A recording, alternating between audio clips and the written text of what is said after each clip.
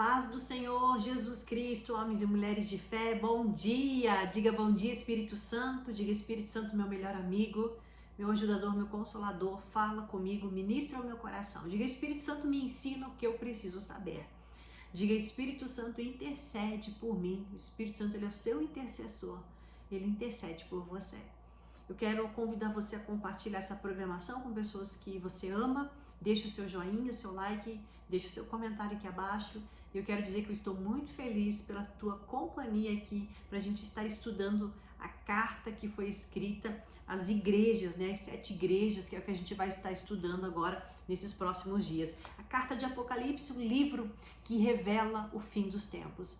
Para aqueles que o Senhor chamou, para aqueles que o Senhor escolheu, essa revelação faz toda a diferença, porque é uma carta que vai nos mostrar a santidade, o caminho da santidade, a importância de estar em santidade preparados para a volta do Senhor, para a eternidade. Vamos orar. Pai, em nome de Jesus, eu peço, Espírito Santo de Deus, fala conosco através da palavra, nos traz a revelação que precisamos ouvir, Senhor, aquilo que precisamos e necessitamos ouvir para a edificação da nossa fé, para exercer a nossa salvação e viver a eternidade com o Senhor. Pai, toca nas suas vidas, traz avivamento, traz fortalecimento, traz direção e clareza, Senhor, meu Deus, a tua palavra que eu te peço, em nome de Jesus, e diga amém, diga glórias a Deus. Pega a sua Bíblia, abre em Apocalipse capítulo 2, a carta à igreja de Éfeso. Éfeso é uma pequena cidade da Ásia, né? Aliás, uma cidade da Ásia, né? Da pequena Ásia, e era uma cidade muito rica, muito próspera na educação, no conhecimento, na cultura, no desenvolvimento. Era muito rica essa cidade. Mas a gente vai entender que nessa cidade, o que se cultuava lá era a imoralidade sexual. Então vamos ler a palavra. Ao anjo da igreja em Éfeso, escreve assim: assim declara aquele que tem as 7 estrelas na mão direita e anda no meio dos 7 candelabros de ouro. Conheço as tuas obras, diz o Senhor Jesus. Aqui são palavras do Senhor Jesus. Conheço as tuas obras, tanto o teu trabalho árduo como a tua perseverança. E que não podes tolerar pessoas más, e que pusestes à prova aqueles que a si mesmos se declaram apóstolos, mas não são. E descobriste que eram impostores. Eu vou ler o texto, depois eu vou comentar sobre isso, tá bom? Tens perseverado e suportado sofrimentos de toda espécie por causa do meu nome, e não te deixastes desfalecer. Entretanto, tenho contra ti o fato de que abandonastes o teu primeiro amor. Recorda-te, lembra-te, pois de onde caíste. Arrependa-te e volta à prática das primeiras obras. Porquanto, se não te arrependeres, em breve virei contra ti e tirarei o teu candelabro do teu lugar. Tens, contudo, em seu favor que odeias a prática dos nicolaítas, as quais eu, o Senhor, também odeio. Quem tem ouvidos, compreenda o que o Espírito declara às igrejas. Ao vencedor darei o direito de comer da árvore da vida que está no paraíso de Deus. Vamos abordar aqui primeiro esse texto do verso 6, onde o Senhor diz que ele odeia a obra dos nicolaítas. Para nós entender esse contexto aqui, deixa eu explicar para você quem eram os nicolaítas. Lá em Atos dos Apóstolos, capítulo 5, verso 6, você vai observar que os apóstolos consagraram ali alguns diáconos. Diácono é aquele que tem o dever de cuidar bem da sua família, da esposa, dos filhos e assim da igreja do Senhor. Ele tem uma conduta de vida que agrada a Deus. E naquele tempo, em Atos capítulo 6, verso 5, nós vemos que foi levantado um homem chamado Nicolau.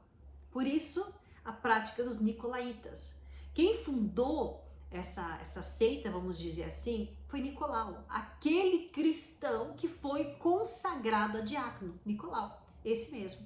Então, um homem de Deus, um homem que conheceu o Evangelho, um homem que conheceu as Escrituras, foi consagrado a diácono. Trabalhava na igreja, tinha uma função ministerial.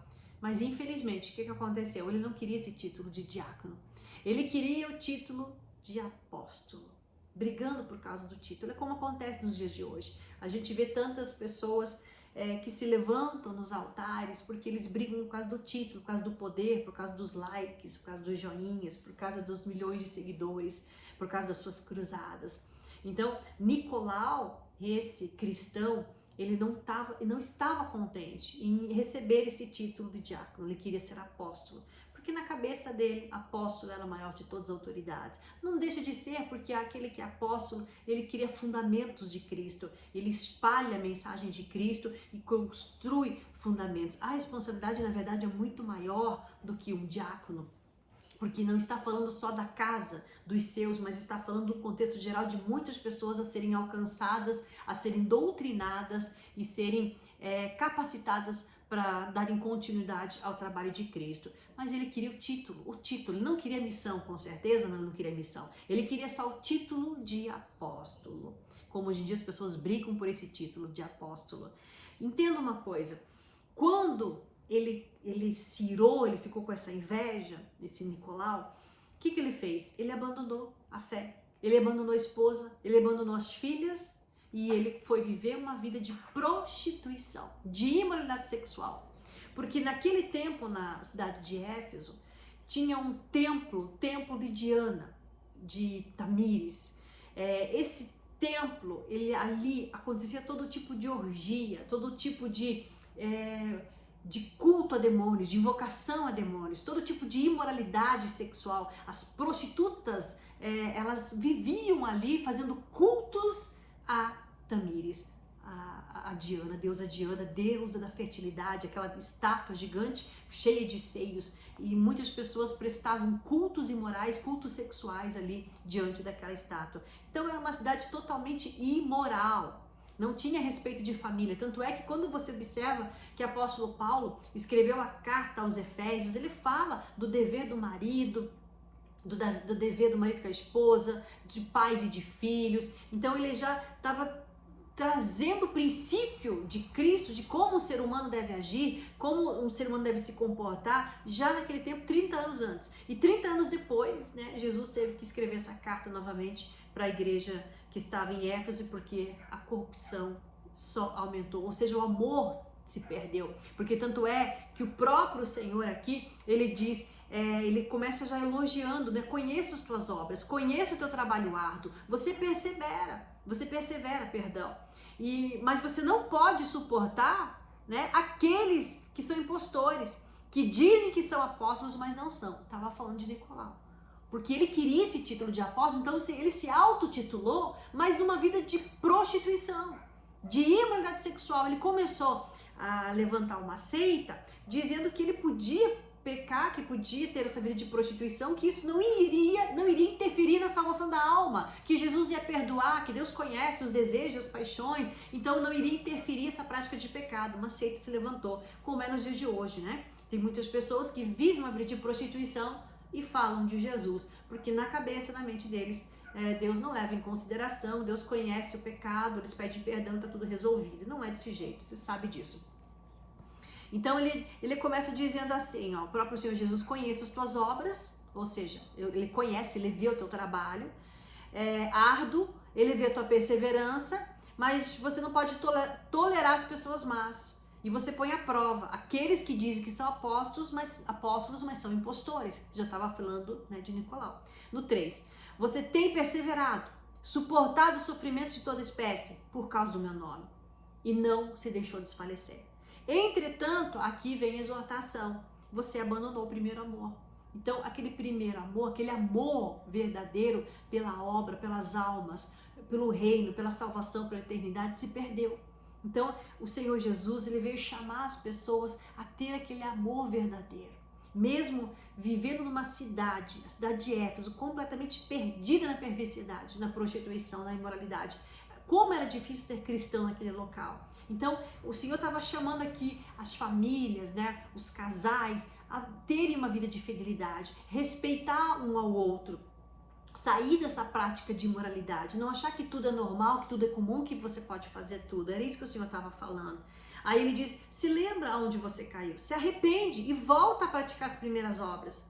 Porque se você não se arrepender, o Senhor Jesus diz, eu vou voltar contra ti e vou tirar o candelabro do seu lugar. O candelabro está falando da salvação, está falando da luz, está falando da eternidade. Porque o salário do pecado é a morte. Trevas é morte, pecado é morte, é trevas. Quem anda na luz não anda na prática do pecado. tem arrependimento. Então o Senhor Jesus, ele lembra das qualidades, ele lembra do esforço, ele lembra das coisas boas, mas ele faz um alerta.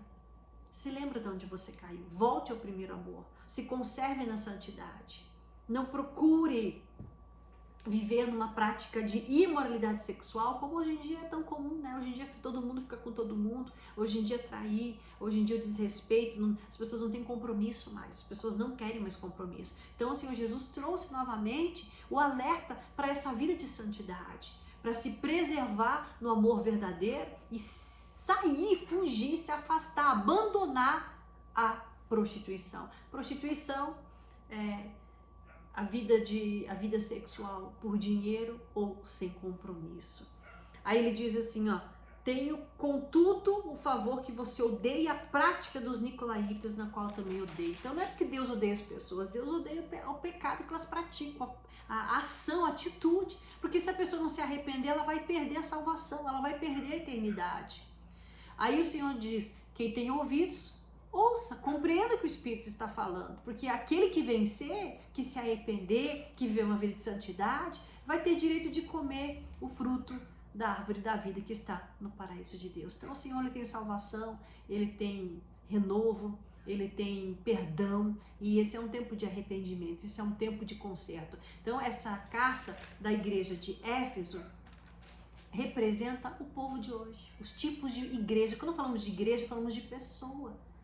Então são os tipos de pessoa que hoje em dia muitos abandonaram a fé, muitos estão brigando por títulos e tendo mesmo falando de Deus, se titulando pessoas de Deus, mas vivendo uma vida de imoralidade sexual. Então esse pecado sexual é um pecado que Deus condena, Deus abomina, porque nós vemos que Nicolau, ele abandonou a família dele, ele abandonou a fé, ele abandonou a santidade. Tudo por causa dos desejos da carne, pela ganância do poder, do título, do status, da fama e de mulheres. E é isso que tem derrubado muitos homens de Deus e muitas mulheres de Deus também.